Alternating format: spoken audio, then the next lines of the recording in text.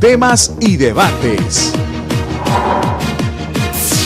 CDNN 23.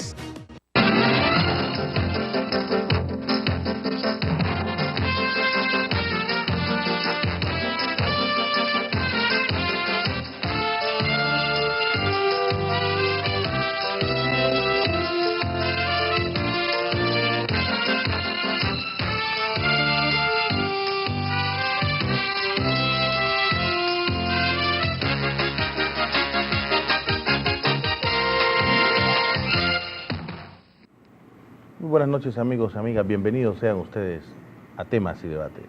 Hoy es martes 27 de septiembre del año 2016 y tal como lo habíamos anunciado previamente, esta noche vamos a estar conversando con el diputado Carlos Emilio López, diputado por la Alianza Unida Nicaragua. Estaremos hablando un poquito de lo que son el plan de gobierno del Partido Frente Sandinista, entre otros temas que son de sumo interés. Voy a hacer una breve pausa para luego ir con nuestro invitado y los temas que vamos a estar abordando esta noche. Ya regresamos.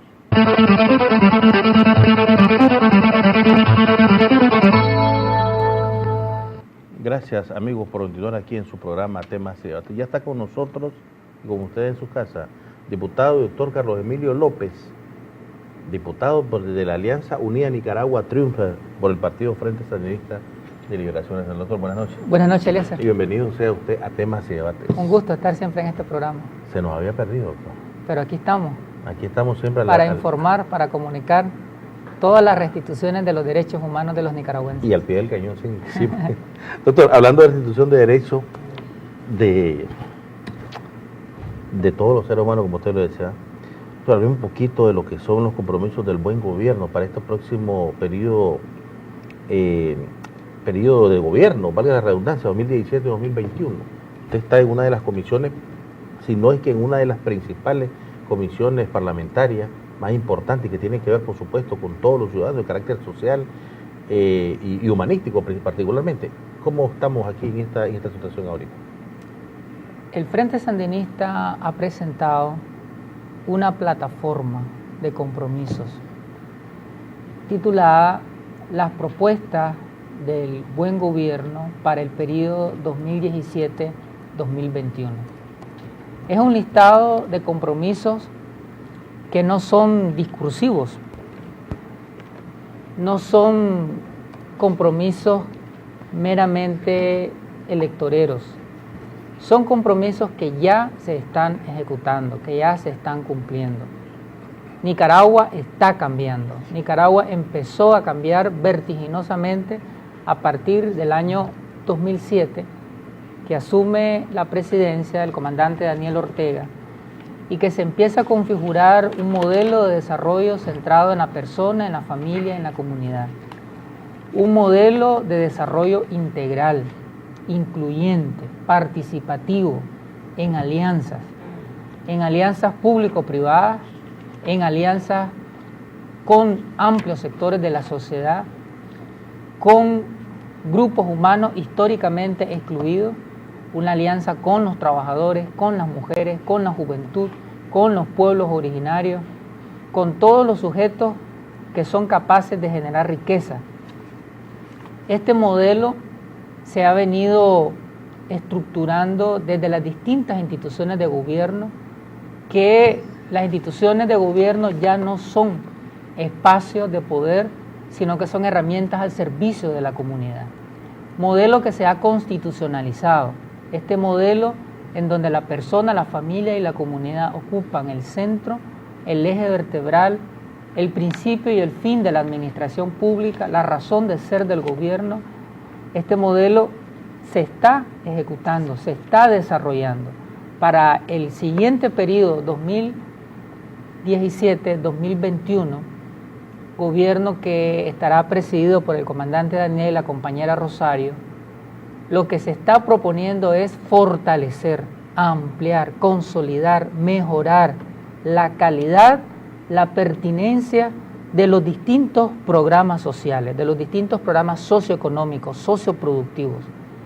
Y el plan es integral, tiene aspectos de economía, infraestructura, servicios básicos, crédito, empleo, y todos los temas sociales, educación, salud, seguridad social, vivienda. Y por supuesto estoy a tus órdenes en este momento para hablarte, digamos, de los temas en los cuales hemos estado involucrados, que son principalmente los temas sociales. Me gustaría que empecemos por esto mismo, empecemos por la salud, o más bien por la educación primeramente. Empecemos por la educación. ¿Hasta dónde hemos llegado? ¿Cuáles son las proyecciones para este próximo año y el periodo 2017-2021? Pero primeramente, ¿hasta dónde hemos llegado en educación? El primer paso que ha dado este modelo de centralidad en las personas fue la gratuidad de la educación. El primer decreto que emitió el comandante Daniel al asumir la presidencia de la República fue instituir la gratuidad de la educación, eliminar los cobros en las escuelas. Y a partir de ese momento, todos los niños, niñas, adolescentes del país pueden integrarse a la aula de clase y permanecer en todo su proceso educativo sin ningún tipo de cobro, sin ningún tipo de aranceles.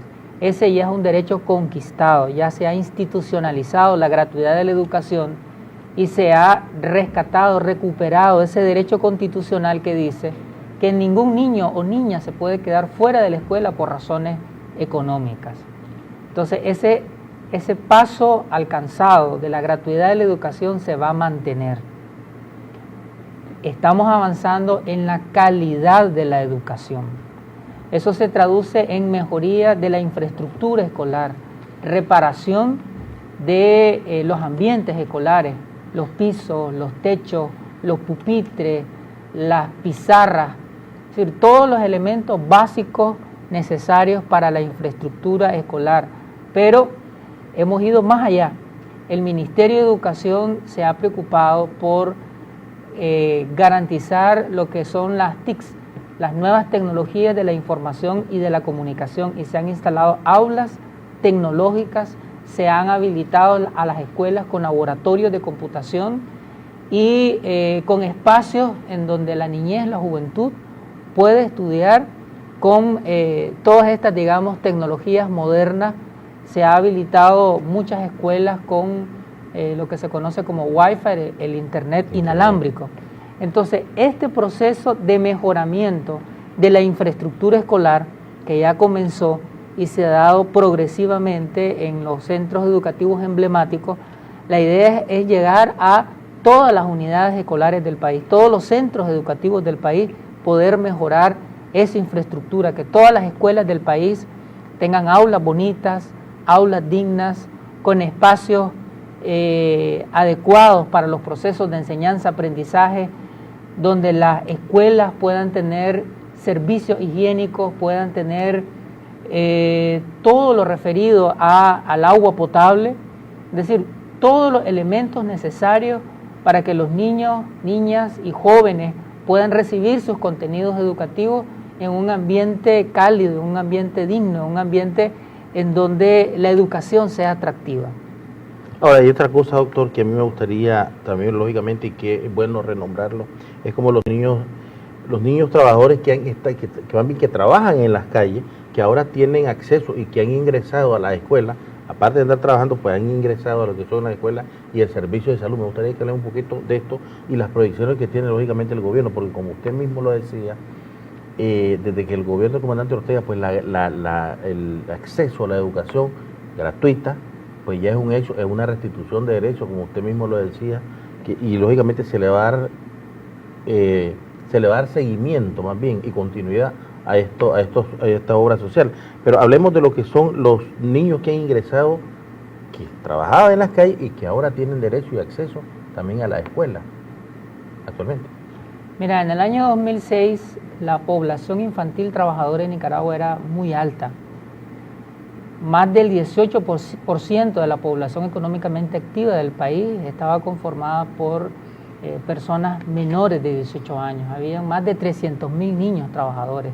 Un volumen muy grande que el gobierno en estos 10 años ha venido paulatina y progresivamente disminuyendo.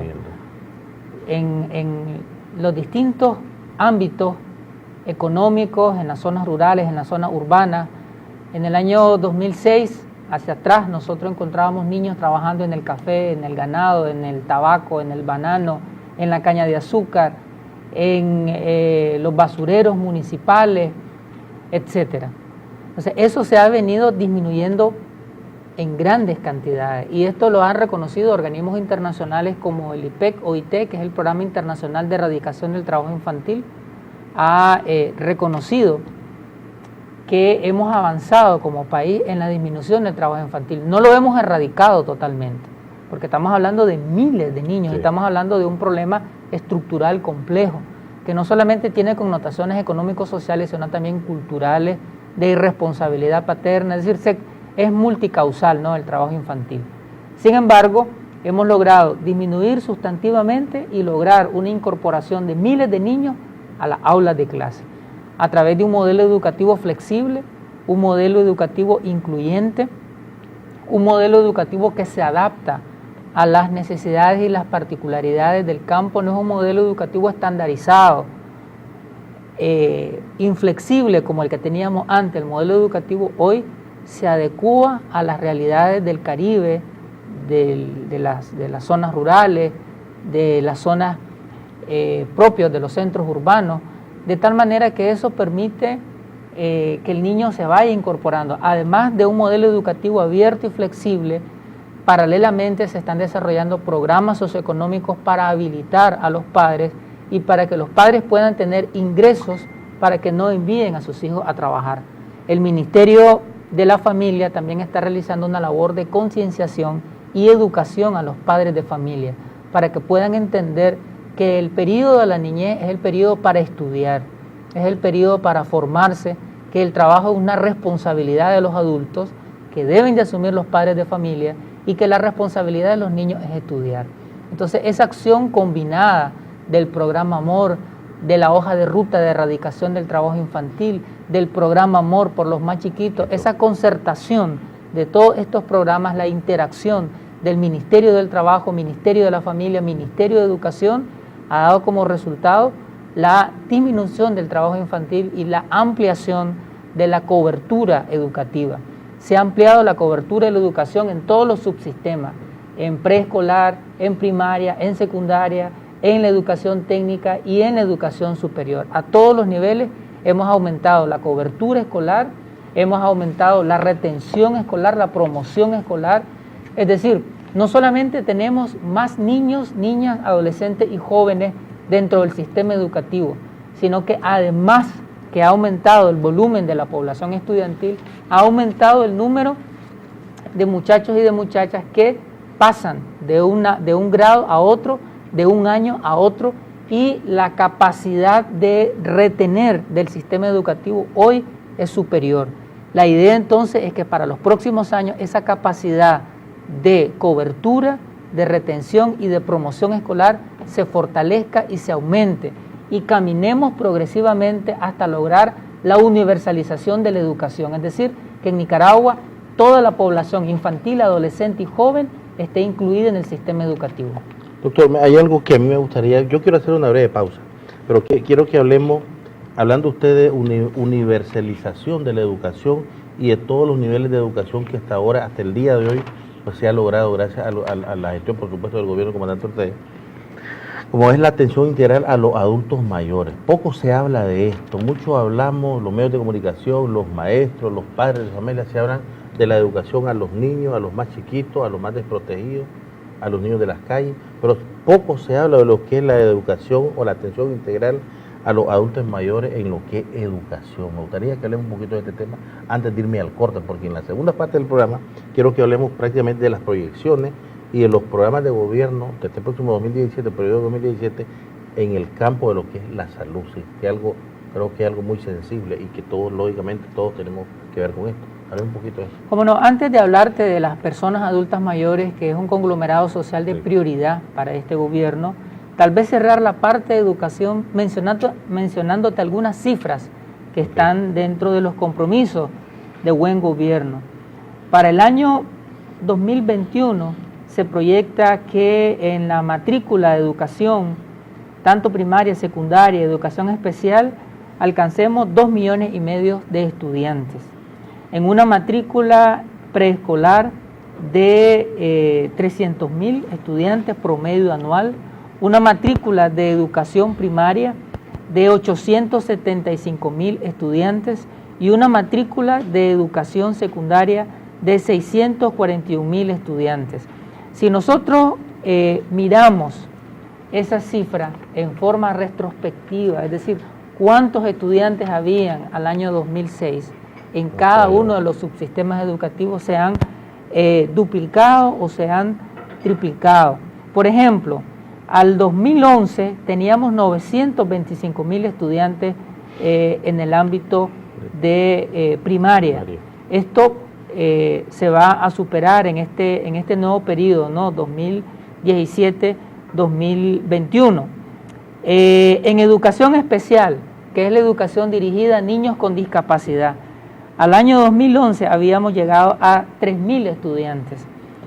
Entre el periodo 2017-2021, la meta es alcanzar a 30.000 niños, niñas con discapacidad para darles una atención especializada, independientemente de cuál discapacidad, si es discapacidad físico-motora, sensorial, auditiva, múltiple. La idea es que los niños y niñas con discapacidad puedan estar integrados dentro del sistema educativo y aquellos que tengan discapacidades severas puedan recibir una educación especial particular. Entonces estamos hablando que la idea es atender a la diversidad, a los diferentes grupos de niños y niñas, niñez rural, niñez urbana, niñez con discapacidad, niñez perteneciente a los pueblos originarios y afrodescendientes, todos absolutamente sin discriminación puedan estar integrados en el sistema educativo. Algo bueno esto porque la realidad es que una atención integral, como lo dice el proyecto de gobierno, es una atención integral pero globalizada en su totalidad, no solamente por un lado, sino también cubriendo todos los flancos, como dice. Puede ser una breve pausa, doctor, pero para que hablemos un poquito de lo que son los adultos mayores, la atención integral para los adultos mayores, que a mí en lo particular, yo no es que me considero un adulto mayor ni nada de eso, ¿verdad? Pero creo que es algo muy Pero todos vamos a llegar a ser adultos mayores. Toditos vamos a llegar. Todos tenemos el adulto mayor en embrión. Así es, sí. Entonces, y creo que hay que ir sabiendo ese tipo de situaciones. Ya regresamos.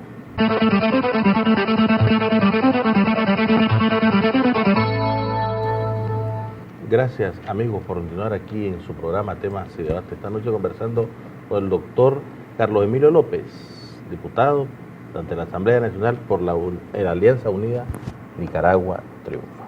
Estamos hablando un poquito de lo que son los compromisos del buen gobierno 2017-2021 del comandante Daniel Ortega Saavedra. Doctor, antes de irme al corte, yo le comentaba y me gustaría que hablemos un poquito de lo que poco se habla de lo que son la atención integral educacional, por supuesto, de los adultos mayores.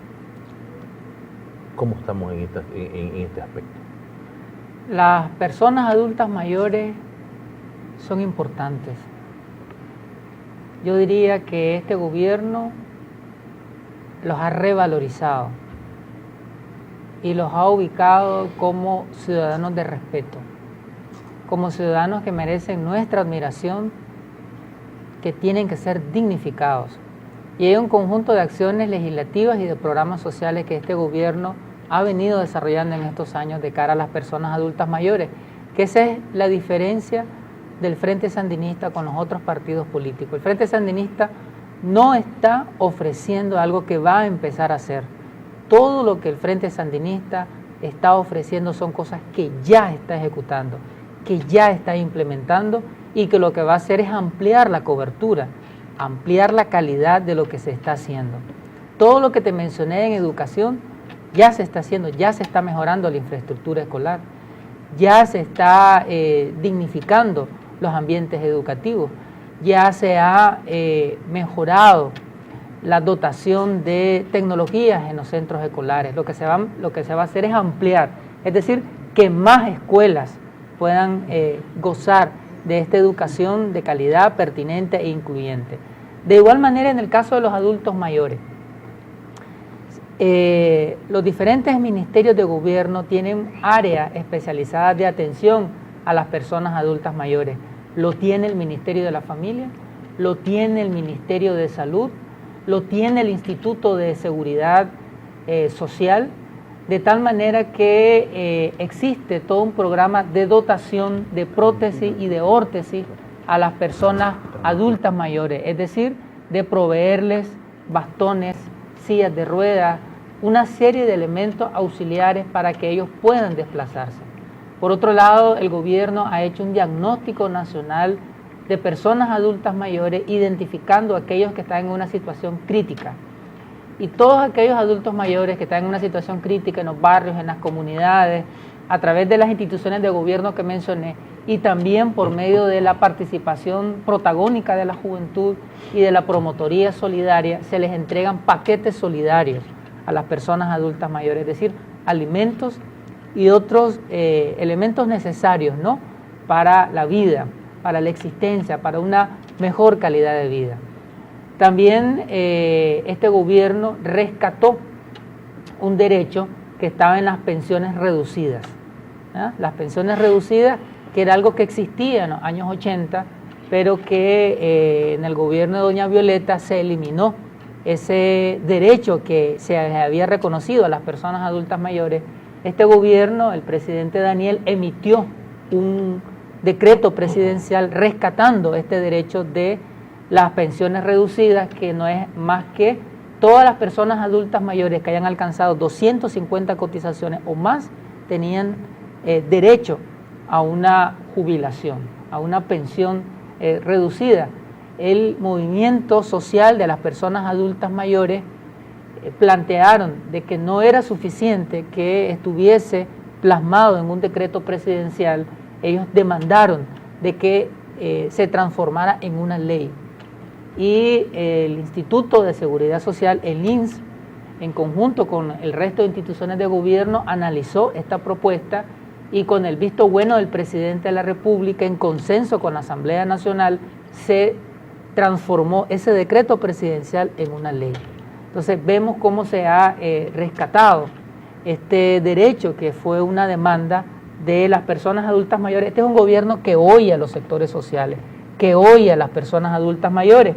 Y yo puedo decirte en cifras lo que plasma este compromiso, estos compromisos del buen gobierno alrededor de las pensiones. Entre el año 2007 y 2011, nos dice esta propuesta que ha ejecutado el comandante Daniel, la compañera Rosario, y que para este nuevo periodo van a seguir impulsando. Habían 134.296 pensiones atendidas entre el 2007 y 2011. En el periodo 2012 a 2016 se llegó a 221.000 pensiones, y la proyección entre el 2017 y 2021 es llegar a 357.000 pensiones, es decir, prácticamente se va a, si te fijas, desde el 2007 casi triplicarse. Sí. ¿Ya? Al 2016 se duplicó y al 2021 casi se va a triplicar. Entonces, este es un avance concreto de cara a las personas adultas mayores. Recordemos que en la Asamblea Nacional aprobamos el Código de Familia, y el libro quinto del Código de Familia se titula de los derechos de las personas adultas mayores. Y en ese libro de este código establecimos un catálogo de derechos de las personas adultas mayores. Derecho a la educación, porque hemos creído que la educación es solamente un derecho de la niñez. En este código se reconoce que las personas adultas mayores tienen derecho a la educación. Por eso la ley ya no usa el concepto ancianos, ni viejos, ni personas de la tercera edad, porque todos esos conceptos aludían a que estos seres humanos estaban en una etapa donde prácticamente estaban por despedirse de este mundo. Sí. El concepto de personas adultas mayores es que son sujetas sociales, que son sujetas de derechos, que son sujetas productivas y que tienen todos los derechos que el resto de seres humanos. Derecho al empleo, derecho a la cultura, a la recreación. Este gobierno ha habilitado una cantidad de hogares para adultos mayores y de centros para adultos mayores. El Código de Familia define que son adultos mayores las personas de 60 años cumplidos en adelante. Entonces, una de las líneas que se ha impulsado es la dignificación de espacios en donde las personas adultas mayores lleguen a socializar, a compartir, a intercambiar experiencias, a bailar. Es decir, la vida sigue para las personas adultas mayores y deben de disfrutar, de gozar y de ejercer sus derechos.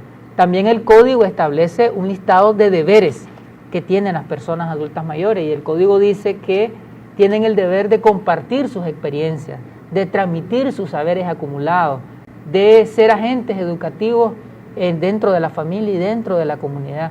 Y el Ministerio de la Familia tiene una dirección dedicada a la persona adulta mayor, en donde está transmitiendo estos valores y este conjunto de derechos y deberes que tienen las personas adultas mayores viviendo en familia y viviendo en comunidad. Doctor, hay algo que me gustaría que hablemos, porque como usted lo estaba explicando, aquí no solamente se le está dando continuidad a un proyecto, a una obra, a una labor o una restitución que el gobierno del comandante Ortega ha plasmado durante 10 años atrás. No solamente se está dando una continuidad, sino que se le está dando una ampliación a toda la cobertura de lo que tiene que ver el beneficio de los adultos mayores, hablando en el campo de la educación y en el campo de la seguridad social. Pero hay algo que también me gustaría que abordemos para que ya cerremos este círculo hablando de los que son adultos mayores. Las pensiones incrementadas. Existen, lógicamente, adultos mayores que han venido incrementándose, agarrando su pensión reducida, y lógicamente no es que, porque hay personas que creen, no, ahí quedó, ya son, por decir algo, 300.000 viejitos, 300.000 adultos mayores, pero no, se ha incrementado también las cifras de adultos mayores. Hablemos un poquito de esto. Dice, según el informe que tenemos aquí, que el incremento ha sido realizado del año 2007 al año 2011, se incrementó 68.824 nuevas pensiones. Estamos hablando ya realizado del 2007 al 2011, pero del 2012 al 2016 hubieron unas nuevas pensiones de 138.441. Se duplicó. Pero hablando de la proyección que tiene el gobierno del 2017 próximo al año 2021, que debe concluir el próximo gobierno, son 192.274 nuevas pensiones, aparte de las que ya se incrementaron, o sea que prácticamente se ha cuadruplicado lo que son las nuevas pensiones. Me gustaría que hablemos un poquito de eso. Mira, el Instituto Nicaragüense de Seguridad Social ha hecho una labor formidable en cuanto a garantizar que las empresas públicas y privadas del país puedan cumplir con la cotización. Es decir, en administraciones de gobierno anterior, muchas veces las personas se les devengaba, se les quitaba una parte de su salario que era para cotización del Seguro Social, pero no iba al Seguro Social.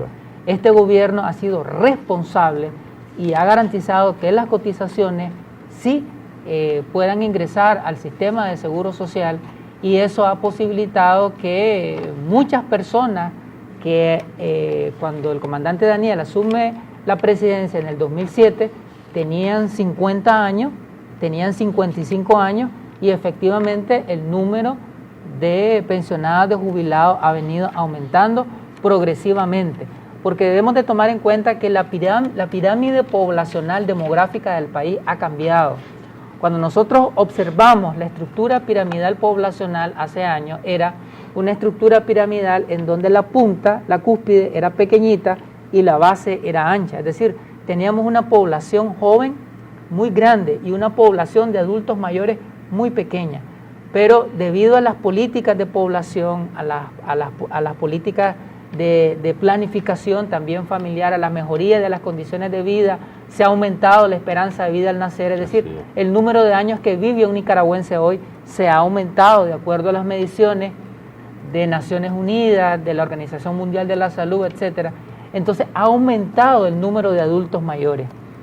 Y junto con el crecimiento de la población adulta mayor, ahora ya no es un pedacito en la cúspide, ahora la pirámide poblacional es más ancha en la parte de arriba y es menos larga en la parte de abajo, es decir, ahora hay menos población joven que antes, y hay una población adulta mayor que va cada vez creciendo más. O sea que el nivel de mortandad, más bien, por si se le puede llamar así, de lo que el adulto mayor, debido a la calidad de vida que se le ha incrementado, que se le ha dado lógicamente con todos estos proyectos sociales, se está alargando más bien la vida al adulto mayor. Eso es lo que estamos hablando. Así es. ¿Verdad? Así es. Y estamos hablando que se ha aumentado el número de personas adultas mayores, y paralelo a ese crecimiento poblacional se ha incrementado el número de pensionados, el número de jubilados, y el número de personas atendidas a través del Seguro Social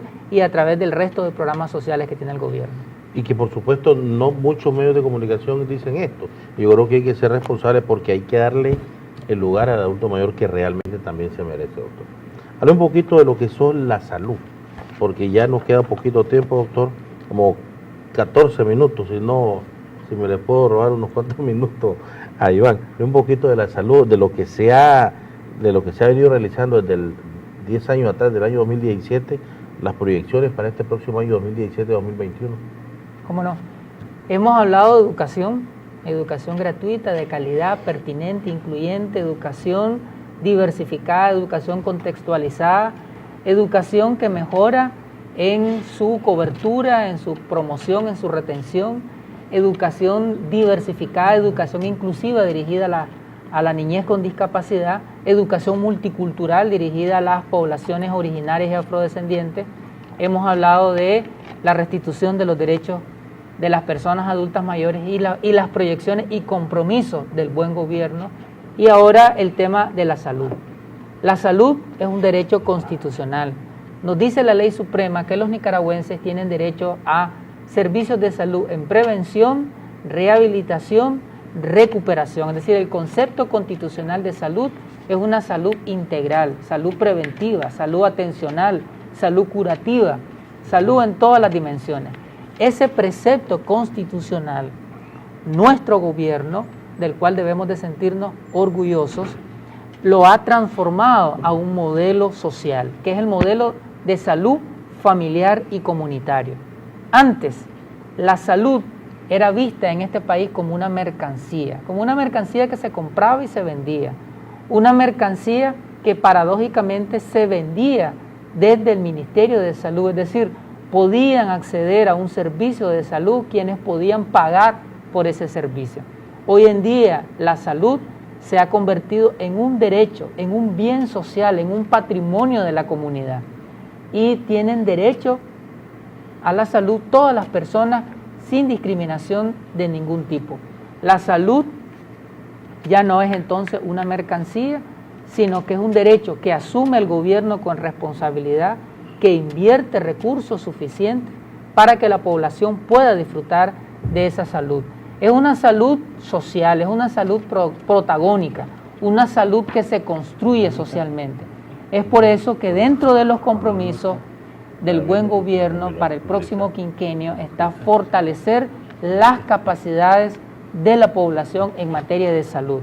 Esto significa fortalecer la red comunitaria, consolidar a los brigadistas, a los voluntarios y colaboradores de salud, a los jóvenes que participan voluntariamente en los procesos de vacunación, de abatización, de limpieza, ese gran voluntariado social que está dentro de la promotoría solidaria y que participa dinámicamente en todas las jornadas que impulsa el Ministerio de Salud. Se va a fortalecer esa red comunitaria y se va a capacitar a esa red comunitaria para que dominen temas de primeros auxilios, de prevención de desastres, de prevención de la violencia, de prevención del consumo de drogas y estupefacientes. Es decir, que el personal de salud no se va a agotar en los miles de trabajadores de la salud, en los miles de servidores y servidoras públicas que están en los hospitales, en los centros de salud, en las casas base, en las casas maternas y que están en una planilla del Ministerio de Salud. Sí, ese es un ejército de servidores públicos, pero ese ejército, además, hay otro ejército de colaboradores y voluntarios que son parteras, que son brigadistas, que son abatizadores, etcétera, que van a fortalecer este gran conglomerado social, este capital social del cual también los gabinetes de familia son partes. Se va a promover en este nuevo periodo, se va a seguir promoviendo los valores para una salud mental, para una salud social, para vivir en paz, para vivir en armonía, para vivir libres de violencia física, de violencia psicológica, de violencia sexual, de violencia intrafamiliar. Queremos desterrar, desaprender las formas de violencia, las formas de relacionarnos en familia y comunidad y aprender estilos de vida, estilos de comunicación, estilos de coexistencia humana que estén basados en el respeto, en la tolerancia, en la aceptación, en el cariño. Y todo eso se traduce en una salud mental digna, en una salud mental que permite vivir mejor. Otro elemento de la salud es la promoción de la medicina natural. ¿Ah? Y se tiene, por ejemplo, una proyección de abrir al menos un poco menos de unas 200 clínicas de atención de medicina natural y de terapias complementarias. Es decir, esto es la medicina de nuestros ancestros, la medicina de las plantas medicinales, la medicina de la curación con hierbas, con raíces, con hojas, con tallos. Es decir, es la mejor medicina, sí, porque es libre de químicos, porque alberga una sabiduría milenaria de cómo curarse de enfermedades que muchas veces la medicina occidental, como dicen los suquias, que son los médicos naturales de las poblaciones originarias en la costa caribe, muchas veces la medicina occidental te cura de una cosa pero te enferma de otra cosa. Entonces la idea es combinar la medicina occidental, la medicina, la sapiencia de las universidades con la sapiencia milenaria de nuestros ancestros en la medicina tradicional, ¿no? Se proyecta también hacer un mejoramiento de la salud oral, de la salud vocal, restaurar los dientes, enseñar una cultura de cuidado oral a nuestros niños, a nuestros jóvenes, porque cambiando esos estilos de vida, eso redunda, ¿no?, en una mejor salud. Se va a seguir trabajando en mejorar, en disminuir la mortalidad materna. Nicaragua ha venido construyendo casas maternas y la Organización Mundial de la Salud le entregó un premio al gobierno de Nicaragua por este modelo que se considera un modelo a seguir a nivel internacional, en donde las mujeres van a las casas maternas previamente a su alumbramiento y reciben una atención psicológica, una atención social, de tal manera que hay un parto adecuado, en un clima, en un ambiente pertinente, y eso ha permitido reducir la mortalidad materna y reducir la mortalidad infantil también de manera sustantiva. Así que se va a seguir aumentando el número de casas maternas, aumentando la cobertura del parto institucional. Se va a seguir luchando contra la mortalidad infantil. Nicaragua hace 10 años teníamos la tasa de mortalidad infantil más alta de América Central. Hoy en día es lo contrario. Somos uno de los países que está dentro de las tasas de mortalidad infantil más bajas, gracias a las jornadas de vacunación, gracias a que hoy nuestros niños reciben la vacuna pentavalente, por ejemplo, que es una vacuna que simultáneamente previene 5 enfermedades inmunotransmisibles, ¿no? Entonces va a haber toda una consolidación de la atención primaria en salud a la niñez para disminuir la mortalidad infantil, que tiene que ver con vacunación, pero que también tiene que ver con control, vigilancia y promoción del crecimiento y el desarrollo. Nosotros tenemos en nuestro buen gobierno un programa que es el PROCOSAN, que es un programa que mide la talla, el peso de los niños para que la talla sea de acuerdo con la edad, el peso sea de acuerdo con la edad. Y cada vez que en estos diagnósticos constantes que hace el Ministerio de Salud se encuentran niños que están en niveles de subnutrición, entonces inmediatamente se les incluye dentro de los programas nutricionales para que puedan salir de esa situación y sacarlos de cualquier situación de riesgo. Doctor, lamentablemente el tiempo se nos fue, pero aquí lo que hemos hablado, lo que hemos abordado en síntesis es que el gobierno, el buen gobierno del comandante Ortega, aparte de darle continuidad a todos los proyectos sociales, lo que tiene que ver con educación y salud particularmente, es que va a trabajar en el campo de la salud para la prevención de la salud y no la corrección, porque todos sabemos que si prevenimos, lógicamente no vamos a tener que corregir lo que nos puede afectar en lo que tiene que ver con la salud. Doctor, no sé si tenía unas últimas palabras que decirnos. Bueno, siempre el tiempo es poquito, sí, es poquito, ¿verdad? Sí. Para desarrollar tantos temas podemos seguirlos abordando, ¿no? No hablamos del tema de la vivienda, no hablamos del tema del acceso al agua potable y la luz eléctrica, la calidad del agua potable, calidad del agua potable, lo que es la cobertura de la electrificación. Se tiene como proyección que entre el 2017 y 2021 el 95% de los hogares nicaragüenses tengan un nivel de electrificación, es decir, que la luz eléctrica esté prácticamente en todos los hogares nicaragüenses, y eso es un 99%, esa es la proyección. En este momento lo tenemos en el 90%, es decir, son 9 puntos que vamos a crecer. Es factible, ¿no?, alcanzarlo. Es decir, todos los compromisos que se están asumiendo son compromisos factibles, medibles, constatables, verificables, de tal manera que de aquí a 5 años vamos a revisar el nivel de cumplimiento y seguramente habremos cumplido, así como el comandante Daniel cumplió en el periodo 2007-2011, como se cumplió 2012-2016, cumpliremos en el siguiente periodo juntos. Seguiremos cambiando, seguiremos transformando Nicaragua. Y no compromisos asumidos, sino compromisos que ya se le está dando continuidad y se le está ampliando, más bien, como usted lo decía al principio del programa.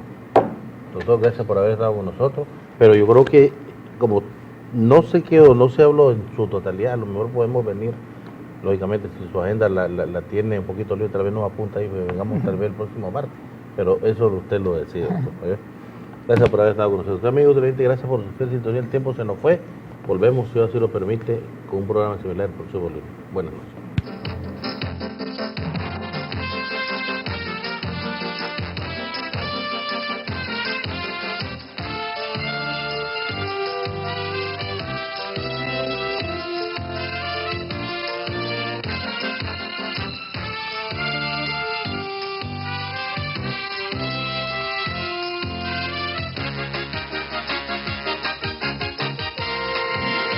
Transmitiendo desde sus estudios centrales en Managua. Estás viendo CDNN 23 con programación informativa.